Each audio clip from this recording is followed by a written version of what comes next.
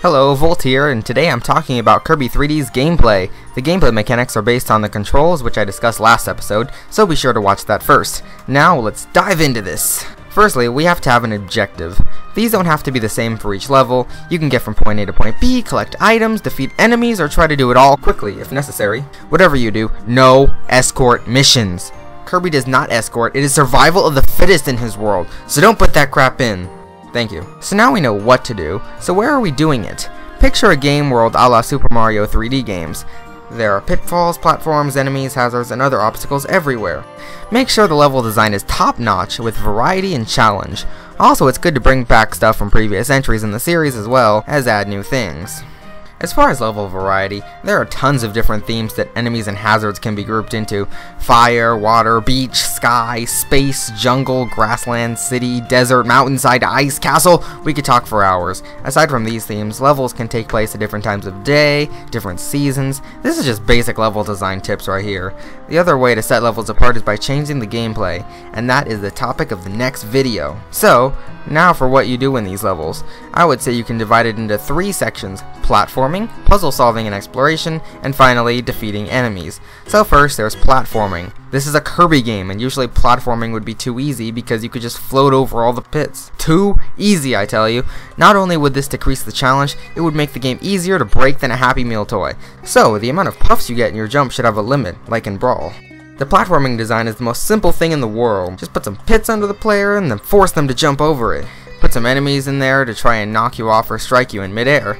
When Kirby inhales air, he sort of floats down, and this could also be used to enhance levels. Inhaling must have a rather short range. We don't want it to be broken after all. It should also only be able to absorb one enemy at a time because it's easier to combo in 3D. Now, for puzzle solving and exploration. Sliding, destroying walls to uncover secrets, and hiding things in areas that require floating or abilities are the basics of this section.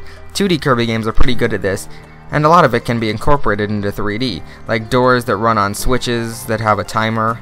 Abilities, of course, should be used for uncovering things, such as the classic lighting of the cannon's fuse. Return to Dreamland made great use of abilities' uniqueness. Lastly, we have fighting enemies. A multitude of abilities should be offered in the levels, so people can use their favorites or try different things when fighting the amount of enemies there are.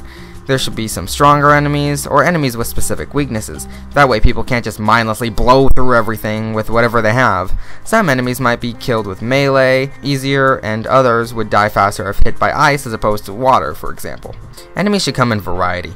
Weak enemies that you can blow through by the thousands, and the tougher ones that require you to exploit their weaknesses or use thoughtful strategy. Both should be in this game.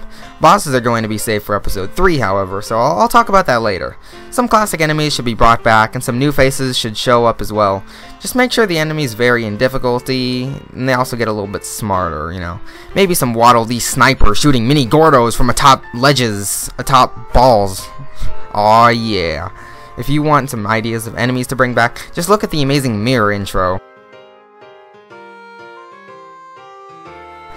Yeah, that's a nice stampeding showcase for you. These levels need to be chock full of collectibles and extras that can be used for many different things.